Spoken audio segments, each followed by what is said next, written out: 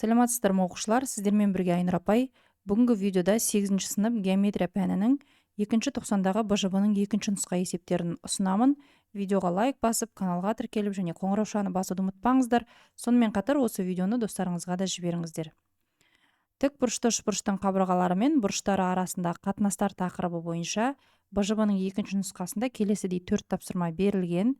Бірінші есепке келетін болсақ, Е бұрышы тік болатын ДКЕ тік бұрышты үшбұрышы берілген, қабырғалары мен бұрыштарының қатынастары арқылы сәйкестікті анықтаңыз дейді. Алдымен тік бұрышымызды сызып алайық, және бұл тік бұрышты үшбұрышта Е бұрышы тік бұрыш дейді. Мына бұрыш бізде тік, және ол Е бұрышы болады. ДКЕ үшбұрышы деп тұр, олай болса, төбелерін белгілейік.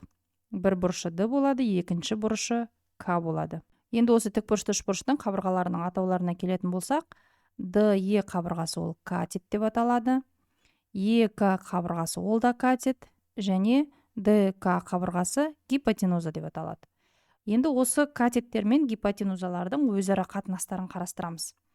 Бұл жерде тригонометриялық функцияны қолданамыз. Біріншісі косинус, бұрыштың косинусы, одан кейін синус, тангенс және котангенс деген бар. Қараңыздар, синус пен косинусты табу үшін катетті гипотенузаға бөлеміз. Қысқартып жазайын мен жерде. Ал тангенс пен котангенсті табу үшін катетті катетке бөлеміз. Осыны жақсылап есімізге сақтап алуымыз керек. Қай катетті гипотенузаға, немесе қай катетті қай катетке бөлетінін есе сақтау үшін мен сіздерге мынандай бір лайфхак айтайын. 2К әдісі. Бірінші К дегеніміз ол. Мыналардың ішінде міне қайсы бізде К-дан басталады. К-дан басталатын ол косинус, одан кейін К-дан басталатын ол котангенс. Яғни косинус немесе котангенс, бірінші К. Ал екінші К дегеніміз ол көрші деген сөз. Көрші. Қандай көрші? Қазір түсіндірем. Мысал үшін, мына Д бұрышы деп алатын болсақ, Д бұрышының, жаңа біз айттық, 2К әдісімен қолданамыз дедік. Яғни бірінші міне косинусты аламыз, я? Д бұрышының косинусын табу үшін, косинус Д деп жаздым. Міне синус пен косинус қалай табылады деп едік? Ол катетті гипотенузаға бөлу керек дедік. Яғни көрші катетті, Д бұрышына көрші катет дегеніміз Еді қабырғасы, көрші ДЕ деп жазайын, катетті гипотенузаға бөлу керек. Гипотенуза дегеніміз ДК. Және котангенсті де солай істеуге болады дедік. Котангенс, мысалы үшін Д бұрышы деп алатын болсақ, котангенс табу үшін катетті катетке бөлу керек дегенбіз. Яғни 2К әдісі бойынша көрші деп басталу керек.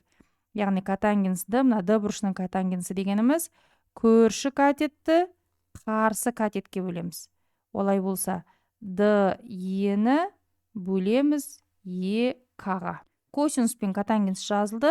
Ендеше синус пен тангенсті жазып аламыз. Синус осы Д бұрышының синусы дегеніміз, мына жерде міне косинус, мына Д бұрышына қараған кезде көрші катет бірінші басталған еді, я? Енді қарсы катет болады. Яғни ЕК-ны бөлеміз ДК-ға. ДК гипотенуза. Ал тангенс дегеніміз ол котангенске кері болады. Яғни ЕК-ны ДЕ-ға бөлеміз. Біз қазір міне Д бұрышына қатысты косинус, синус, котангенс, тангенсті жаздық. Дәл сол сияқты бізде мына К бұрышы бар. Осы К бұрышына жазып шығатын болсақ, қайтадан кеттік. Косинус К бұрышы.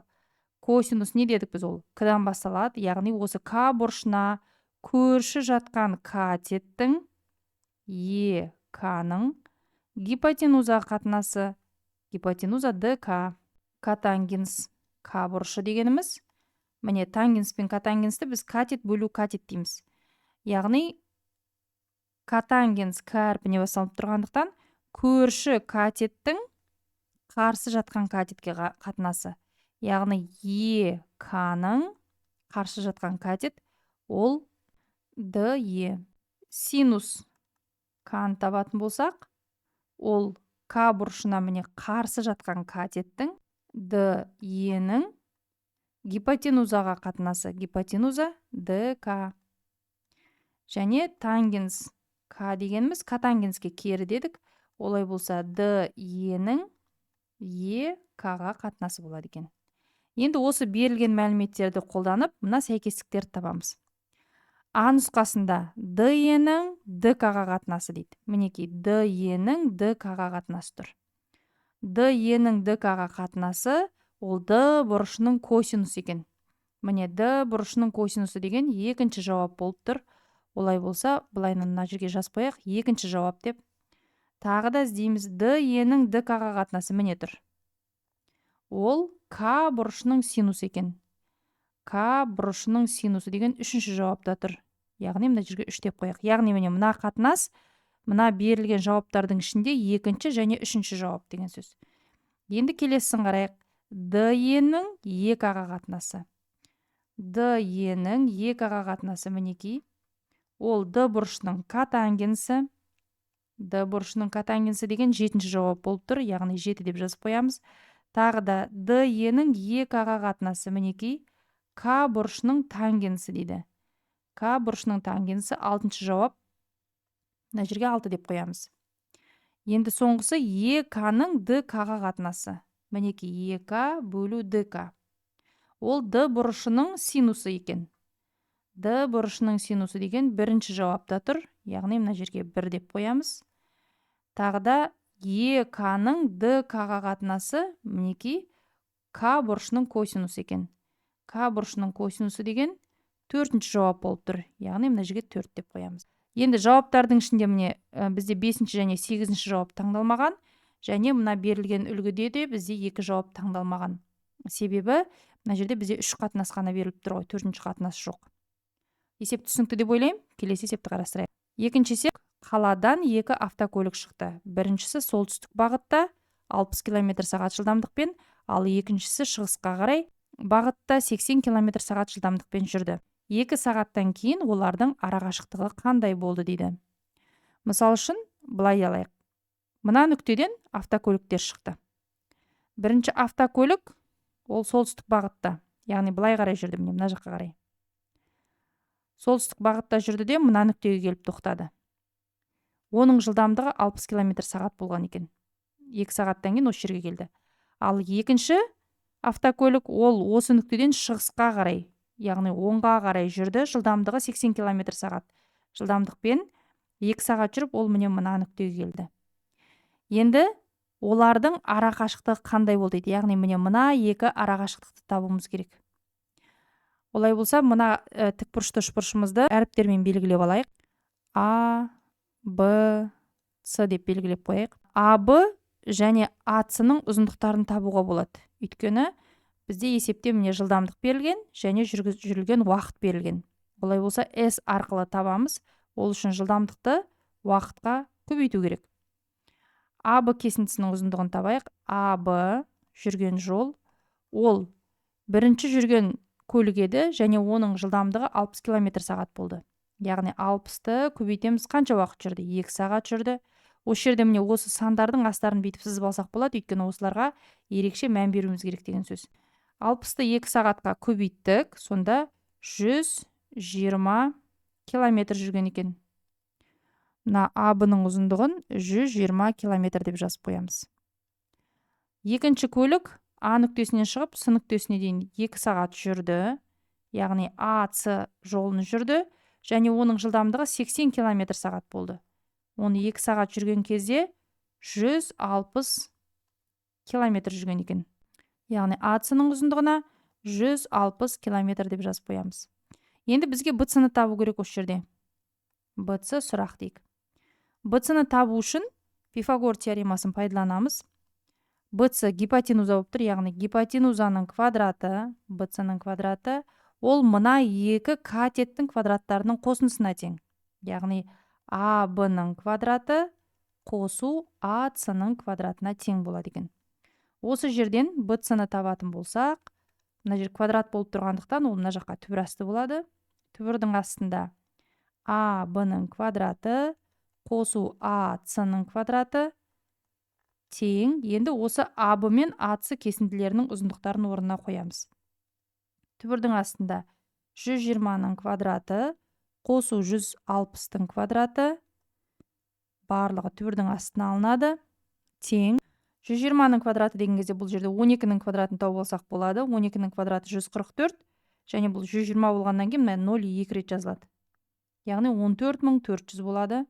Қосу 160-ның квадратын табу үшін 16-ның квадратын тауып аламыз да 2 0 тіркейміз. 16-ның квадраты ол 256, артына 2 0 тіркесек 25600 болады екен. Осы екеуін қосамыз. Қоссақ 40 000 шығады. 40 000 дегеніміз ол түбірдің астынан 200 болып шығады. Сонда BC ара қашықтығы 200 километрге тең болады екен. Келесі үшінші есеп, егер косинус альфа 17-ден 8 болса, синус альфа, тангенс альфа, котангенс альфа мәндерін табыңыз дейді. Бұл жерде тағы да тік бұрышты үшбұрышты қолданамыз. Мына бұрышты альфа деп алатын болсақ, косинус альфа 8-дің 17-ге қатынасы дейді.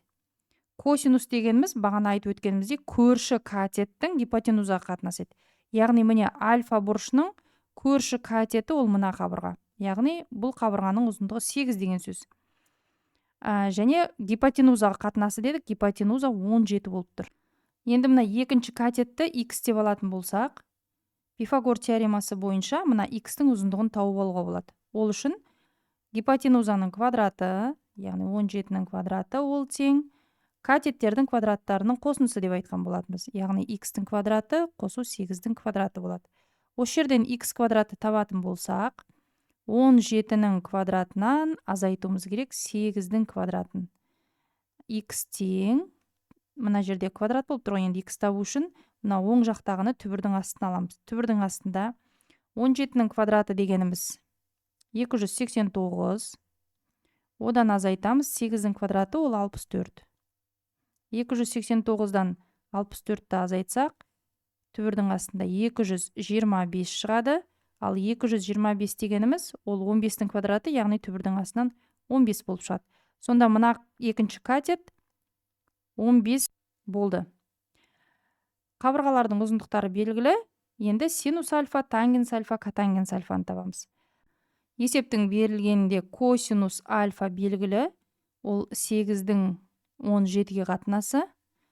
Яғни косинус к-дан басталғаннан кейін көрші жатқан катеттің 8 деген міне көрші жатқан катет. Енді синусты табатын болсақ, осыған керісінше көрші емес, енді қарсысын аламыз. 15-тің 17-ге қатынасы, яғни қарсы жатқан катеттің гипотенузаға қатынасы болады.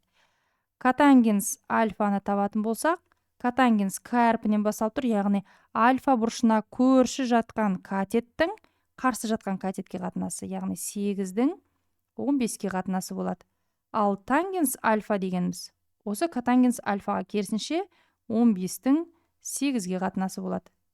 Келесі төртінші есеп, F нүктесінен қарағанда жер бетімен 60 градус бұрыш жасап көрінетін биіктігі 27 түбір астында 3 метр болатын тік мұнара бар.